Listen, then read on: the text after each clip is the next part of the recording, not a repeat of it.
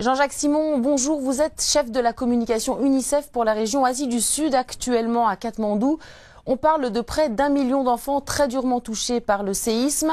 Quelle est votre principale préoccupation les concernant?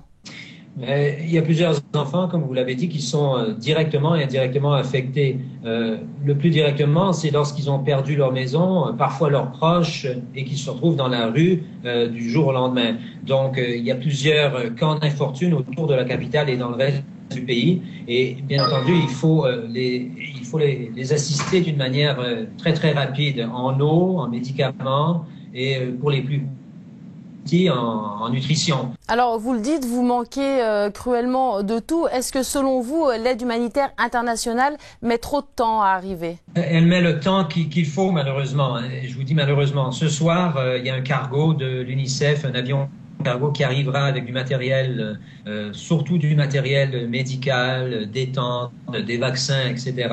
Donc, on avait déjà prépositionné du matériel, mais on en avait pour 5000 familles dans la région de Katmandou et dans les alentours, dans 3 régions spécifiques. Mais il faut beaucoup plus parce que lorsqu'on amène, c'est pas pour une journée, c'est pour plusieurs jours parce que ces gens se sont retrouvés dans la rue du jour au lendemain et puis il faut une solution qui ne viendra pas tout de suite, bien entendu. Alors, vous êtes à Katmandou, on parle d'un véritable cauchemar.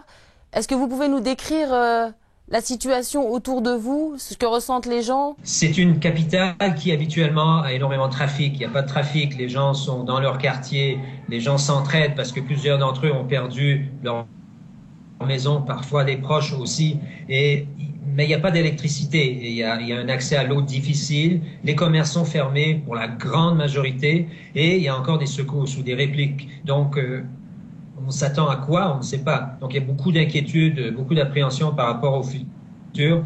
Et il faut, de notre côté, parmi les agences des Nations Unies et les autres partenaires, de faire en sorte qu'on soit bien organisé, bien prêt à venir en aide de manière très rapide pour aider tous ces gens-là, notamment les enfants népalais. Jean-Jacques Simon, merci d'être intervenu sur Euronews. Merci.